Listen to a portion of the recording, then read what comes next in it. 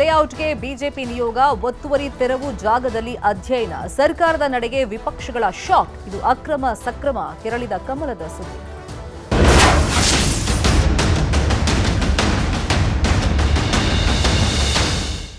ಬೆಂಗಳೂರಿನ ಕೋಗಿಲು ಲೇಔಟ್ನಲ್ಲಿ ಸೂರು ಕಲ್ಪಿಸುವಂತ ವಿಷಯವಾಗಿ ರಾಜಕೀಯ ಕೂಡ ತಾರಕಕ್ಕೇರಿದೆ. ಇವತ್ತು ಬಿಜೆಪಿ ನಿಯೋಗ ಭೇಟಿಯನ್ನ ಕೊಡ್ತು ನಿರಾಶ್ರಿತರಿಂದ ಮಾಹಿತಿಯನ್ನ ಪಡ್ಕೊಳ್ತಾ ಇದೆ ಬಿಜೆಪಿ ಟೀಮ್. ಆರ್ ಅಶೋಕ್, ಶಾಸಕ ಅಶ್ವಥ್ ನಾರಾಯಣ್, ಛಲವಾದಿ ನಾರಾಯಣಸ್ವಾಮಿ ನೇತೃತ್ವದ ಟೀಮ್ ಇದು. ಗುರುತಿನ ಚೀಟಿ ತೋರಿಸುವಂತೆ ಅಶೋಕ್ ಕೇಳಿದ್ದಾರೆ. ಈ ವೇಳೆ ಕಾರ್ಡ್ ಇಲ್ಲ ಅಂತೇಳಿ ಕೆಲ ಸ್ಥಳೀಯರು ಹೇಳಿದ್ದಾರೆ. ಅಂದ್ರೆ ಅಲ್ಲಿ ಮನೆಯನ್ನ ಕಳ್ಕೊಂಡವರು.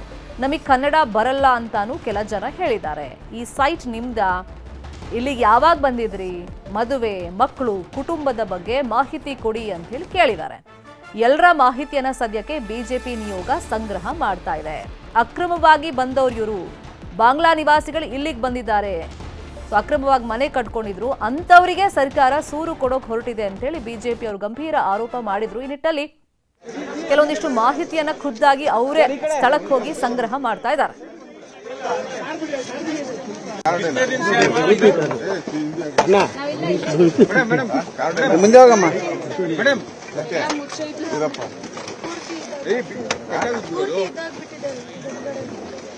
ಕಾರ್ಡ್ ಇಲ್ಲ. ಎಲ್ಲಿ ನೀವು ಹುಟ್ಟಿದ್ದಲ್ಲಿ? ನೀನು ನಿಮ್ಮ ಅಪ್ಪ ಎಲ್ಲಿ ಹುಟ್ಟಿದ್ದು?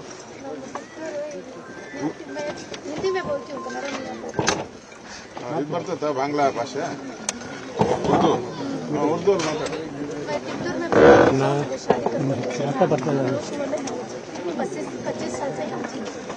25 ಸಾಲ ಚಿಕ್ಕೂರಾದ್ರೆ ಕನ್ನಡ ಬರ್ತದಲ್ಲಮ್ಮ ಅಲ್ಲಿ.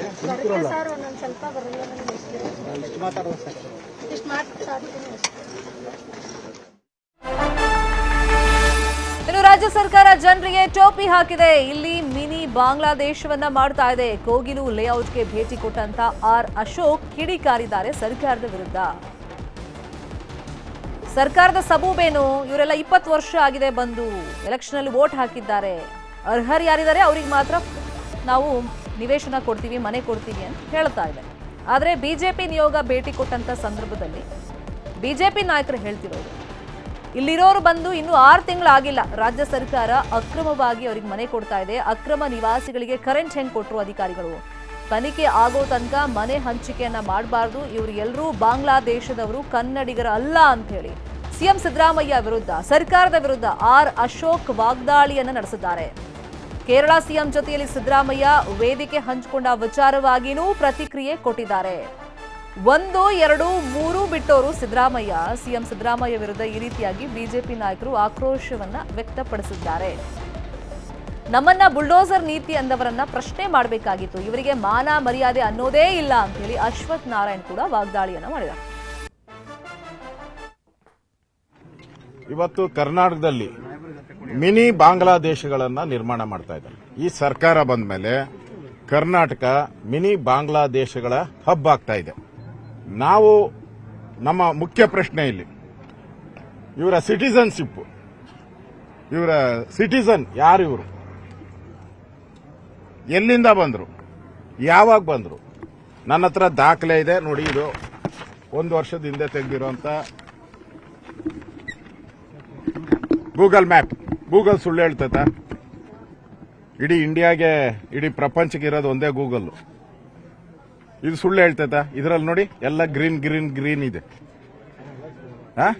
ಇವಾಗ ಈ ಲೇಟೆಸ್ಟ್ ತೆಗೆದಿದ್ದೀರಿ ಎಲ್ಲ ರೆಡ್ ರೆಡ್ ರೆಡ್ ಆಗ್ಬಿಟ್ಟಿದೆ. ಅಂದ್ರೆ ಇವರೆಲ್ಲ ಬಂದು 6 ತಿಂಗಳು ಆಗಿಲ್ಲ, 1 ವರ್ಷದೊಳಗಡೆ ಅಷ್ಟೇ ಇವರೆಲ್ಲ. ಇವ್ರಿಗೆಲ್ಲ ಎಲೆಕ್ಟ್ರಿಕ್. ಈಗ ಈ ನಮ್ಮ ಡಿ ಕೆ ಶಿವಕುಮಾರ್ ಅವರು ಅನಾಥರೈಸ್ ಮನೆಗೆ ಕೊಡಲ್ಲ, ಅವ್ರನ್ನೆಲ್ಲ ಬಗ್ ಬಡ್ಬಿಡ್ತೀನಿ ಅಂದ್ರು. ಬಗ್ ಬಡ್ತೀನಿ ಅಂತ ಹೇಳಿದ್ರು. ಅನಾಥರೈಸ್ ಮನೆಗಳು ಯಾರ್ಯಾರು ಫ್ಲಾಟ್ಗಳು ಕಟ್ಟಿದ್ದಾರೆ ಅವ್ರಿಗೆ ಮನೆ ಕೊಡ್ತಾ ಇಲ್ಲ. ಸುಮಾರು 4 ಲಕ್ಷ ಜನ ಕರ್ನಾಟಕದಲ್ಲಿ ಮನೆಗೆ ಎಲೆಕ್ಟ್ರಿಕ್ ಕನೆಕ್ಷನ್ ಇಲ್ಲದೆ ಬದುಕ್ತಾ ಇದ್ದಾರೆ. ಟೆಂಪರವರಿ ಕನೆಕ್ಷನ್ ಇಲ್ಲ, ಬ್ಯಾಟರಿ ಕ್ಯಾಂಡಲ್ ಉರ್ಸ್ಕೊಂಡು ಮಾಡ್ತಾ ಇದ್ದಾರೆ. ಯಾರು? ಈ ರಾಜ್ಯದ ಸಿಟಿಸನ್ಸ್, ಟ್ಯಾಕ್ಸ್ ಪೇಯರ್ಸ್. ಅವ್ರ ಕರೆಂಟ್ ಕೊಡಕ್ಕೆ ನಿಮ್ಗೆ ಯೋಗ್ಯತೆ ಇಲ್ಲ. ಇಲ್ಲಿ ಹಂಗೆ ಕರೆಂಟ್ ಬಂದ್ಬಿಡ್ತು. ಸುರಕ್ಷತೆ, ನಮ್ಮ ಬೆಂಗಳೂರಿನ ಸುರಕ್ಷತೆ ಮತ್ತು ಕರ್ನಾಟಕದ ಸುರಕ್ಷತೆಗೆ ಎಲ್ಲ ಒಂದು ಧಕ್ಕೆ ಆಗ್ತಿದೆ, ಆತಂಕ ಇದೆ. ಇದನ್ನ ಇಲ್ಲಿ ಮುಚ್ಚಾಕಿ ಬಾಂಗ್ಲಾದೇಶಿಗಳಲ್ಲ ಅನ್ನುವಂತ ಮುಚ್ಚಾಕುವಂತ ಪ್ರಯತ್ನ ಇವತ್ತು ಈ ಕಾಂಗ್ರೆಸ್ ಸರ್ಕಾರದಿಂದ ಆಗ್ತಿದೆ. ಬಹಳ ಮುಖ್ಯವಾಗಿರೋದು ಈ ಬಾಂಗ್ಲಾದೇಶಿಗಳು ಅನ್ನುವಂಥದ್ದನ್ನ ಪತ್ತೆ ಹಚ್ಚಿ ಇವ್ರನ್ನ ದೇಶದಿಂದ ಹೊರಗೆ ಹಾಕುವಂತ ಕೆಲಸಗಳು ಈ ತಕ್ಷಣ ಆಗ್ಬೇಕು ಅನ್ನೋದವ್ರು ಅಂತ ಹೇಳ್ತಾರೆ. ಇನ್ನೊಬ್ರು ಕೇರಳ ಅಂತ ತಿರುಕೊಳ್ಳಿಕ್ಕೆ ಏನು ಗೊತ್ತಾಯ್ತು, ಬಾಂಗ್ಲಾದೇಶದಿಂದ ವೆಸ್ಟ್ ಬೆಂಗಾಲ್ ಬಂದು ವೆಸ್ಟ್ ಬೆಂಗಾಲಿಂದ ಇಂಥ ಸಾಫ್ಟ್ ಲ್ಯಾಂಡಿಂಗ್ ಇಂಥ ಕೇರಳ ಆಂಧ್ರ ಪ್ರದೇಶದಲ್ಲಿ ಸಾಫ್ಟ್ ಲ್ಯಾಂಡಿಂಗ್ ಆಗಿ ನಮ್ಮ ನಗರಕ್ಕೆ ಒಳಗಡೆ ಬಂದಿರುವಂಥದ್ದು ಇಲ್ಲಿ ಬಹಳ ಸ್ಪಷ್ಟವಾಗಿ ವ್ಯಕ್ತ ಆಗ್ತಿದೆ. ಒಂದು ಎರಡು ಎಲ್ಲ ಬಿಟ್ಟಿದೆ. ದೇಶ ಸಮಾಜ ಇದ್ಯಾವುದು ಇವ್ರ ಕಾಳಜಿ ಇಲ್ಲ. ಅಧಿಕಾರಕ್ಕೋಸ್ಕರ ಏನ್ ಬೇಕಾದ್ರೂ ಮಾಡ್ತೀವಿ. ಅಧಿಕಾರಕ್ಕೆ ಕೇವಲ 6-7 ತಿಂಗಳು ಅಥವಾ 1 ವರ್ಷದ ಒಳಗಡೆ ತಲೆ ಎತ್ತಿರ್ತಕ್ಕಂತ ಮನೆಗಳನ್ನ ನೆಲಸಮ ಮಾಡತಕ್ಕಂತ ಕೆಲಸವನ್ನ ಸರ್ಕಾರವೇ ಮಾಡಿದ್ದು. ಹಾಗಿದ್ರೆ ತಪ್ಪು ಮಾಡ್ತಾ ಸರ್ಕಾರ? ಎಲ್ಲರೂ ಹೇಳಿದ್ದು ಸರಿ ಮಾಡಿತು ಅಂತ. ಮೊನ್ನೆ DCM ಅವರು ಹೇಳಿದ್ರು, ಅವರೆಲ್ಲರೂ ಕೂಡ ಅನಧಿಕೃತವಾಗಿ ಬಡಾವಣೆಯನ್ನ ನಿರ್ಮಿಸಿಕೊಂಡಿದ್ದಾರೆ, ಯಾವುದೇ ಕಾರಣಕ್ಕೆ ಅದನ್ನು ನಾವು ಸಹಿಸಿಕೊಳ್ಳೋದಿಲ್ಲ, ಡೆಮಾಲಿಷನ್ ಮಾಡ್ತೀವಿ ಅಂತ ಮಾಡಿದ್ರಿ. ಯಾರೂ ನಿಮ್ಮನ್ನ ಪ್ರಶ್ನೆ ಮಾಡಲಿಲ್ಲ.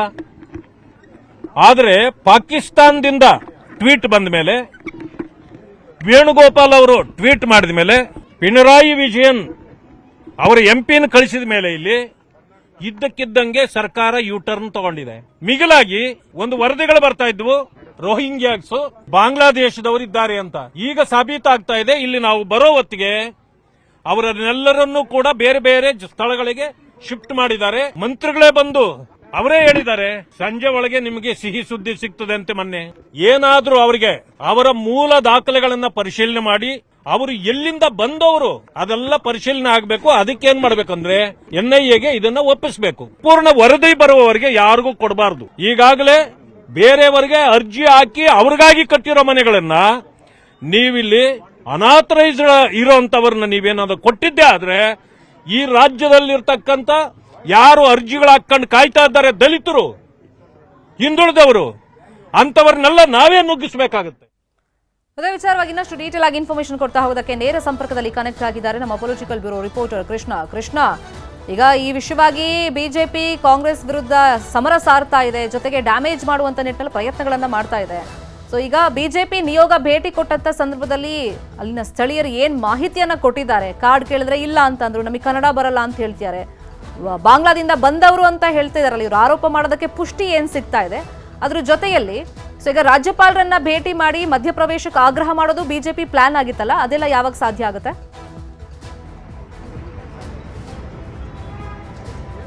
ಶರ್ಮಿತಾ, ಅಲ್ಲಿ ಯಾರೇ ಹೋದ್ರೂ ಕೂಡ ಅವ್ರ ಹತ್ರ ಸೂಕ್ತವಾದಂತ ಮಾಹಿತಿಗಳಿಲ್ಲ. ಯಾಕಂದ್ರೆ ಈಗಾಗಲೇ ಬಿಜೆಪಿ ನಾಯಕರು ಒಂದಂತ ಸಂದರ್ಭದಲ್ಲಿ ಮುಖ್ಯವಾಗಿ ರೇಷನ್ ಕಾರ್ಡ್ ಇದೆಯಾ ಅನ್ನೋ ಪ್ರಶ್ನೆ ಮಾಡಿದ ಸಂದರ್ಭದಲ್ಲಿ ಅಲ್ಲಿದೆ ಇಲ್ಲಿದೆ ಅನ್ನೋ ಉತ್ತರವನ್ನ ಅಲ್ಲಿರ್ತಕ್ಕಂಥ ನಿವಾಸಿಗಳು ಕೊಡ್ತಾ ಇದ್ದಾರೆ. ಹಾಗಾಗಿನೇ ಈಗ ಅಕ್ರಮ ಬಾಂಗ್ಲಾ ವಲಸಿಗರರು ಇಲ್ಲಿರ್ತಕ್ಕಂಥವ್ರು ಅನ್ನೋ ಮಾತನ್ನ ಬಿಜೆಪಿ ನಾಯಕರು ನೇರವಾಗಿ ಆಪಾದನೆ ಮಾಡಿದೆ. ಹಾಗಾಗಿ ಇದ್ರ ಬಗ್ಗೆ ತನಿಖೆಯನ್ನ ಮಾಡೋದ್ರ ಮುಖಾಂತರವಾಗಿ ತನಿಖೆಯಲ್ಲಿ ವರದಿ ಬಂದ ನಂತರವಾಗಿ ಅವರೆಲ್ಲರೂ ಕೂಡ ಕರ್ನಾಟಕದವರಾದ್ರೆ ಮಾತ್ರ ಮುಖ್ಯವಾಗಿ ಕೊಡಬೇಕು ಅನ್ನೋ ಒಂದು ಈಗ ಪಟ್ಟನ್ನ ಈಗಾಗಲೇ ಬಿಜೆಪಿ ನಾಯಕರು ಮಾಡಿರುವಂತದ್ದು. ಅದಕ್ಕೆ ಪೂರಕವಾಗಿಯೇ ಒಂದಷ್ಟು ಹೋರಾಟಗಳನ್ನ ಮಾಡುವಂತದ್ದು ಮತ್ತೆ ಕಾನೂನು ಹೋರಾಟವನ್ನ ಮಾಡುವಂತ ನಿಟ್ಟಿನಲ್ಲಿ ಕೂಡ ಈಗಾಗಲೇ ಬಿಜೆಪಿ ನಾಯಕರು ಸಿದ್ಧತೆಯನ್ನು ಮಾಡಿಕೊಂಡಿರುವಂತದ್ದು.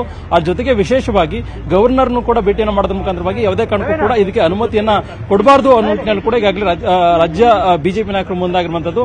ಒಂದ್ ಕಡೆ ರಾಜ್ಯ ಸರ್ಕಾರ ನಾಳೆ ಹೊಸ ವರ್ಷದ ದಿನದಿಂದನೇ ಮುಖ್ಯವಾಗಿ ಏನು ಮನೆಗಳನ್ನ ಕೊಡುವಂತ ನಿಟ್ಟಿನಲ್ಲಿ ಈಗಾಗಲೇ ಏನು ಅಲ್ಲಿ ತೆರವುಗೊಳಿಸಲಾಗಿದೆ. ಅರ್ಹರಿಗೆ ಅಲ್ಲಿಗೆ ಮನೆಗಳನ್ನ ಕೊಡುವಂತ ನಿಟ್ಟಿನಲ್ಲಿ ಕೂಡ ಈಗಾಗಲೇ ರಾಜ್ಯ ಸರ್ಕಾರ ಕ್ರಮವನ್ನು ವಹಿಸಿದೆ.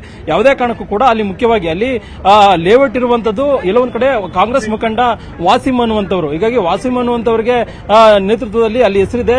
ಯಾರು ಅವರೇನು ಸ್ವಾತಂತ್ರ್ಯ ಹೋರಾಟಗಾರರ ಪ್ರಶ್ನೆಯನ್ನು ಅಂದ್ರೆ ರೌಡಿ ಶೀಟರು ಎಲ್ಲೊಂದ್ ಕಡೆ ಮತಗಳಾಗಿ ಪರಿವರ್ತನೆ ಮಾಡಬೇಕು ಅಂದ್ರೆ ಕಾಂಗ್ರೆಸ್ಗೆ ಮತ ಹಾಕಿಸಬೇಕು ಅನ್ನೋ ನಿಟ್ಟಿನಲ್ಲಿ ಅಲ್ಲಿ ಬಾಂಗ್ಲಾದೇಶವ್ರನ್ನ ಕರ್ಕೊಂಡ್ಬಂದು ಇಲ್ಲಿ ನೆಲೆ ಉರಿಸಿದ್ದಾರೆ ಅನ್ನೋದು. ಹೀಗಾಗಿ ಇಲ್ಲಿ 600 ಕೋಟಿ ಬೆಲೆ ಬಾಳುವಂತ ಜಮೀನು ಅನ್ನೋದ್ರ ಬಗ್ಗೆ ಸಮಗ್ರವಾಗಿ ತನಿಖೆಯನ್ನ ಮಾಡಬೇಕು. ಅದ್ರ ಜೊತೆಗೆ ಈಗಾಗಲೇ ಪಾಕಿಸ್ತಾನ ಕೂಡ ಈ ಒಂದು ವಿಚಾರವನ್ನು ಪ್ರಶ್ನೆ ಮಾಡಿದ ಸಂದರ್ಭದಲ್ಲಿ ಸಹಜವಾಗಿ ಅನುಮಾನ ಮೂಡ್ತಾ ಇದೆ, ಬಾಂಗ್ಲಾದೇಶರು ಅನ್ನುವಂಥದ್ದು ಮತ್ತೊಂದು ಗಿತ್ತೊಂದು ಅನ್ನುವಂಥದ್ದು. ಹಾಗಾಗಿನೇ ಮುಖ್ಯವಾಗಿ ಇಲ್ಲ ಒಂದ್ ಕಡೆ ಇದ್ರ ಬಗ್ಗೆ NIA ತನಿಖೆಯನ್ನ ಮಾಡಬೇಕು ನಿಟ್ಟಿನಲ್ಲಿ ಕೂಡ ಈಗಾಗಲೇ ರಾಜ್ಯ ಸರ್ಕಾರಕ್ಕೆ ಈಗಾಗಲೇ ಬಿಜೆಪಿ ನಾಯಕರು ಆಗ್ರಹವನ್ನ ಕೂಡ ಮಾಡಿರುವಂತದ್ದು. ಹೀಗಾಗಿ ರಾಜ್ಯ ಸರ್ಕಾರ ಮುಂದಿನ ದಿನಗಳಲ್ಲಿ ಯಾವ ರೀತಿಯಾಗಿ ನಡೆಯನ್ನು ತೋರುತ್ತೆ ಅನ್ನೋದು. ಈಗಾಗಲೇ ರಾಜ್ಯದಲ್ಲಿ 36 ಲಕ್ಷಕ್ಕೂ ಹೆಚ್ಚಿನ ಜನರು ಅರ್ಜಿಯನ್ನ ಹಾಕಿದ್ದಾರೆ, ಇನ್ನೂ ಕೂಡ ಮನೆಗಳಲ್ಲಿ ಸಿಕ್ಕಿಲ್ಲ. ಅಂತದ್ರಲ್ಲಿ ಇಲ್ಲೊಂದ್ ಕಡೆ ಈಗ ಅಕ್ರಮ ಬಾಂಗ್ಲಾ ವಲಸಿಗರು ಅನ್ನೋ ಮಾತು ಸ್ವತಃ ಮುಖ್ಯವಾಗಿ ಬಿಜೆಪಿ ನಾಯಕರು ಆಪಾದನೆ ಮಾಡ್ತಾ ಇದ್ದಾರೆ. ಮತ್ತೆ ಅಲ್ಲಿ ಅಕ್ರಮವಾಗಿ ಮನೆಗಳನ್ನ ಕಟ್ಟಲಾಗಿದೆ ಅನ್ನೋ ಮಾತನ್ನ ರಾಜ್ಯ ಸರ್ಕಾರ ಕೂಡ ಒಪ್ಕೊಂಡಿದೆ. ಇಂತಹ ಸಂದರ್ಭದಲ್ಲಿ ಬಿಜೆಪಿ ನಾಯಕರು ಇದೀಗ ಸದ್ಯಕ್ಕೆ ಸೂಕ್ತವಾದ ತನಿಖೆಗೆ ಆಗ್ರಹವನ್ನ ಮಾಡಿರುವಂತದ್ದು. ಒಂದ್ ವೇಳೆ ರಾಜ್ಯ ಸರ್ಕಾರ ತನಿಖೆಗೆ ಬಗ್ಲಿಲ್ಲ ಅಂತಂದ್ರೆ ಬೀದಿಗಳು ಹೋರಾಟ ಮಾಡುವಂತ ನಿಟ್ಟಿನಲ್ಲಿ ಮತ್ತೆ ಒಂದು ರೀತಿ ಕಾನೂನು ಹೋರಾಟವನ್ನು ಅಂದ್ರೆ ಕೋರ್ಟ್ಗೂ ಕೂಡ PIL ಅರ್ಜಿಯನ್ನು ಹಾಕುವಂತ ನಿಟ್ಟಿನಲ್ಲಿ ಕೂಡ ಬಿಜೆಪಿ ನಾಯಕರು ಸಜ್ಜಾಗಿರುವಂತದ್ದು. ಶರ್ಮಿತಾ, ಥ್ಯಾಂಕ್ ಯು ಕೃಷ್ಣ ಈ ಕ್ಷಣದ ಮಾಹಿತಿಗೆ.